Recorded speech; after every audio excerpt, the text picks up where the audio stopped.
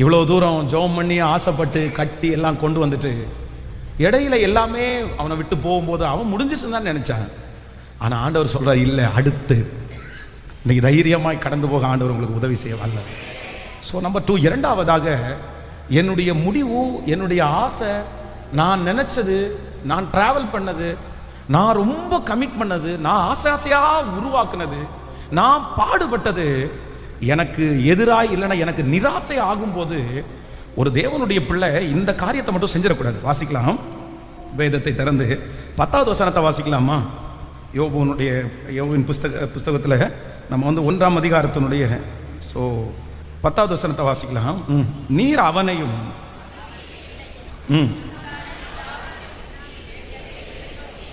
அவனையும் அவன் வீட்டையும் அவனுக்கு உண்டான எல்லாவற்றையும் சுற்றி வேலி அடைக்கவில்லையோ, அவன் கைகளின் கிரியையும் ஆசீர்வதிப்பீர், அவனுடைய சம்பத்து தேசத்தில் பெருகிற்று. இனி 2ஆம் அதிகாரம் 10வது வசனத்தை கூட வாசிக்கலாம். அதற்கு அவன், நீ பைத்தியக்காரி பேசுவது போல் பேசுகிறாய், தேவனுடைய கையிலேயே நன்மையை பெற்ற நாம் தீமையும் பெற வேண்டாமோ என்றான். இவைகள் எல்லாவற்றிலையும் யோபு தன் உதடுகளினால் பாவம் செய்யவில்லை. அல்லேலூயா. கவனிங்க, எல்லாருமே கவனிங்க, கவனமாய் கவனிங்க. நம்முடைய சிந்தைகள், நம்முடைய காரியங்கள் எல்லாம் நிராசையாக்கப்பட்டு தோல்வியாக்கப்படும் போது, நான் நிர்ணயம் பண்ணினது நடக்காத போது முதல்ல நம்பர் 1 முதல்ல நினைக்கணும், எனக்கு இது முடிவில்லை, இன்னொரு எனக்கு இருக்கின்றத கர்த்தருடைய பிள்ளைங்க மறந்துடக்கூடாது. நம்பர் 2, இரண்டாவது நீங்க என்ன பண்ணணும் அப்படின்னு சொன்னா, இந்த யோபுவை குறித்து வேதம் சொல்லுது, அவங்க மனைவி சொல்றாங்க, நீ தேவனை தூசித்து ஜீவனை விடும் அப்படின்னு சொல்லும்போது, நீ பைத்தியக்காரி பேசுவது போல் பேசுகிறாய், தேவன் கையிலேயே நன்மை பெற்ற நாம் தீமையும் பெற வேண்டாமோ அப்படின்னா என்ன அப்படின்னு சொன்னா, நான் முழு மனசா இன்றைக்கு நான் கடந்து போகிற இந்த தோல்வின்னு நினைக்கிறத, நான் கடந்து போகிற இந்த பாதையை, இந்த நஷ்டத்தை, இந்த காரியம் நடக்காம போனதை நான் என்ன பண்றேன் அப்படின்னு சொன்னா 100% முழு மனதாய் நான் ஏற்றுக்கொள்றேன்னு நீங்க ஏற்றுக்கொள்ளணும். நீங்க ஏற்றுக்கொள்ளணும். ஏற்றுக்கொள்ளலன்னு வச்சுக்கோங்களேன், நீங்க அதை அக்செப்ட் பண்ணிக்கல அப்படின்னு சொல்லி வைங்களே, அது உங்களுக்கு என்னவா மாறிடும் அப்படின்னு சொன்னா நரகமா மாறிடும். நரகமா மாறிடும். சில நேரத்தில் இன்னைக்கு நிறைய பிள்ளைங்க நரக வாழ்க்கையில் வாழ்றாங்க, நிறைய குடும்பங்கள் நரக வாழ்க்கை வாழ்றாங்க. வயசு 25, வயசு 28 ஆகல, அதுக்குள்ள அவர்கள் வாழ்க்கை நரகமா இருக்குது. நரகத்துல வாழ்றேன் நான், எனக்கு பிடிக்கல, இந்த உலக வாழ்க்கை எனக்கு பிடிக்கல, உலகத்துல நான் வாழ வேண்டாம்னு நினைக்கிறேன், நான் செத்துறலாம்னு நினைக்கிறேன்.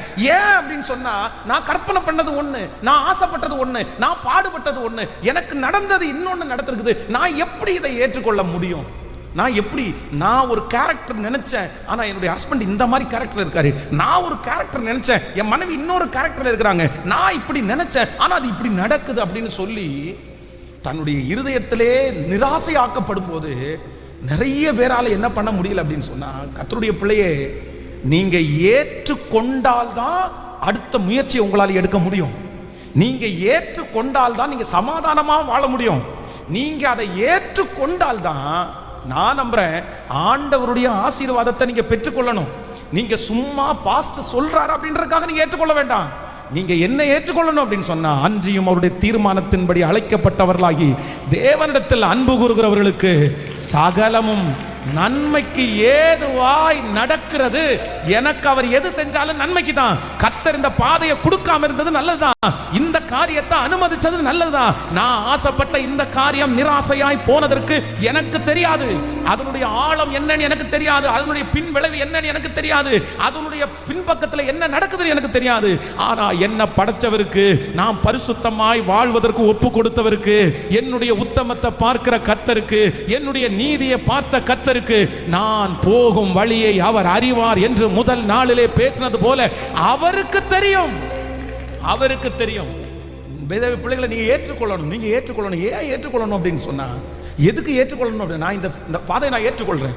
காரணம் என்ன அப்படின்னு சொன்னா, உங்க அனுமதி இல்லாம ஒன்றுமே நடப்பது இல்லை.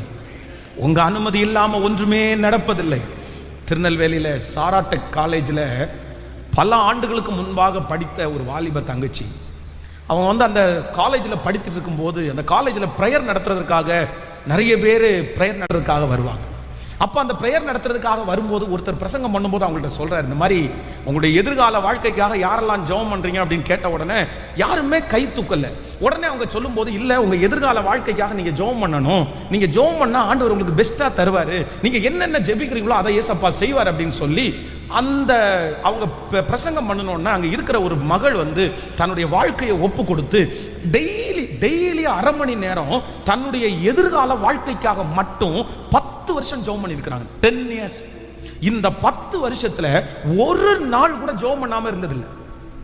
எந்த ஊருக்கு போனாலும், எந்த நாட்டுக்கு போனாலும், எத்தனை மணிக்கு போனாலும் ஒரு நாளில் அரை மணி நேரம் தன்னுடைய எதிர்கால வாழ்க்கை எப்படி இருக்கணும், என்னுடைய வரப்போற ஹஸ்பண்ட் எப்படி இருக்கணும், அவருக்கு என்னென்ன குணம் இருக்கணும், அவர் எப்படி சர்ச்சில் இருக்கணும், அவர் என்னென்ன ஊழியம் பண்ணணும், எல்லாத்தையும் ஜெப குறிப்புகளை எழுதி எழுதி எழுதி வச்சு 10 வருஷம் கண்டினியூவா ஜெபம் பண்ணாங்க. 10 வருஷம் கண்டினியூவா ஜெபம் பண்ணும்போது அவங்களுக்கு ஒரு கான்ஃபிடென்ட் வருது. 10 இயர்ஸ் என்னுடைய எதிர்கால வாழ்க்கைக்காக ஜெபம் பண்ணி இருக்கிறேன். ஆண்டவர் ஒரு திருமணத்தை வாய்க்க பண்ணினார், கல்யாணம் பண்ணிட்டாங்க. கல்யாணம் பண்ணின 3வது நாள் இவங்க என்னென்ன கற்பனை பண்ணாங்களோ, இவங்க என்னென்ன ஜெபம் பண்ணாங்களோ, இவங்க என்னென்ன ஆசைப்பட்டாங்களோ அப்படியே அந்த கணவனார் தலையில இருந்திருக்காரு. ஆப்போசிட். இவங்க ஜெபம் பண்ணாங்களாமா, ஆண்டவரே எங்க கணவனார் எழும்பி ஞாயிற்றுக்கிழமை காலையில எழும்பி சர்ச்சுக்கு போகணும்னு சொல்லி என்ன எழுப்பணும், அந்த மாதிரி ஒரு கணவனாரை தாங்கன்னு ஜெபம் பண்ணாங்களாமா. ஆனா இவங்க பார்த்த கணவனார் வந்து சர்ச்சுக்கு கூப்பிட்டா வாரம் எதுக்கு போகணும், வாரம் போக வேண்டிய தேவையா, ஏன் வருஷத்துக்கு ஒரு டைம் போனா போதாதா, மாசத்துக்கு ஒரு டைம் போனா போதாதா, நான் வரல நீ வேணா போயிட்டு வான்ற கணவனார கர்த்தர் வாக்கிய பண்ணாராமா. அப்படியே உடஞ்சிட்டாங்களாமா. 10 இயர்ஸ், 10 வருஷம் ஜெபம் பண்ணி ஆசைப்பட்டு விருப்பப்பட்டு இப்படி எல்லாம் நான் ஒப்பு கொடுத்து இவ்வளவு ஜெபம் பண்ணி எந்த ஒரு ஜெபத்தை கூட நீங்க கேட்கலையா, ஒரு ஜெபத்தை கூட கேட்கலையா? பிரச்சனை. அதான் அவங்க சொல்லும்போது சொன்னாங்க, இன்னைக்கு என் கையில இருக்கிற போனு மட்டும் அன்னைக்கு என் கையில இருந்துச்சுன்னா நான் கண்டிப்பா டைவர்ஸ் வாங்கியிருப்பேன். நடக்கிறதெல்லாம் எங்க அம்மா அப்பாட்ட போன் பண்ணி சொல்லி கண்டிப்பா நான் பிரிஞ்சு போயிருப்பேன். ஆனா எங்க பேரண்ட்ஸ் கிட்ட பேசுற அளவுக்கு கூட எனக்கு வசதி வரல. சரி, ரொம்ப உடஞ்சிட்டு இவரை பிரியலாம் அப்படின்னு நினைச்சு போகும்போது ஒரு நாள் ஒரு சர்ச்சுக்கு போகும்போது ஆண்டவர் பேசினாரு, நீ ஜெபம் பண்ணது உண்மைதான், நீ ஆசைப்பட்டது உண்மைதான், நீ விருப்பப்பட்டது உண்மைதான், அந்த மாதிரி இன்னைக்கு நீ எடுத்த உடனே மாறலன்னு நினைச்சு நீ ஏன் வருத்தப்படுற, நீ தொடர்ந்து ஜெபம் பண்ண ஆரம்பி, உன் ஜெபம் கேட்கப்பட்ட உடனே அது மாறுன்ற மாதிரி ஒரு தைரியத்தை கொடுத்துட்டாரு. மறுபடியும் ஜெபம் பண்ண ஆரம்பிச்சாங்களாமா. ஒரு 5 இயர்ஸ், 5 வருஷத்துக்குள்ள அவருக்கு திடீர்னு ஒரு ஆக்சிடென்ட். அந்த ஆக்சிடென்ட்ல அவர் கூட யாருமே இல்லை. அந்த நேரத்தில் அந்த கார்ல உட்கார்ந்து, இயேசுவே உங்களை நான் நேசிக்கிறேன், இயேசுவே உங்களுக்காக நான் வாழ விரும்புகிறேன், இயேசுவே எனக்கு மறு ஜீவனை கொடுங்கன்னு சொல்லி அந்த கார்ல உட்கார்ந்து கத்தி மனம் திரும்பி ஒப்பு கொடுத்து அடுத்த 5 இயர்ஸ் தாண்டி 10 இயர்ஸ் என்னென்ன ஜெப குறிப்புகளுக்காக ஜெபம் பண்ணாங்களோ அந்த மாதிரியே கர்த்தர் அவருடைய ஹஸ்பண்டை மாத்திட்டாங்க. ஹல்லேலூயா. நல்ல கரங்களை தட்டி ஆண்டவரை முழு பலத்தோட ஆண்டவரே எனக்கு ஒரு கிருபை தாங்க, நான் நினைச்சது, நான் ஆசைப்பட்டது, நான் விரும்பினது, நான் ஓடுனது என் கையில எனக்கு வாய்க்கலைன்னா கூட எனக்கு ஒரு இருதயத்தை தாங்க, நான் ஏற்றுக்கொண்டு இதுலயும் சாட்சியா நிக்கணும். பக்கத்துல கையை கொடுத்து சொல்லுங்க, நினைச்சது நடக்காத உடனே ஃபெயிலியர் ஆகிறவங்க தலைவன் தலைவி கிடையாது. நினைச்சது நடக்காத உடனே விட்டுட்டு போறவங்க தலைவன் தலைவி கிடையாது. நினைச்சது நடக்காட்டாலும் தரித்திருந்து பொறுமையா இருந்து மனசார அதை ஏற்றுக்கொண்டு அதன் நடுவிலையும் சாட்சியா வாழ்றவங்கள தான் கர்த்தர் இந்த 3வது நாள் தேடி வந்திருக்கிறாரு.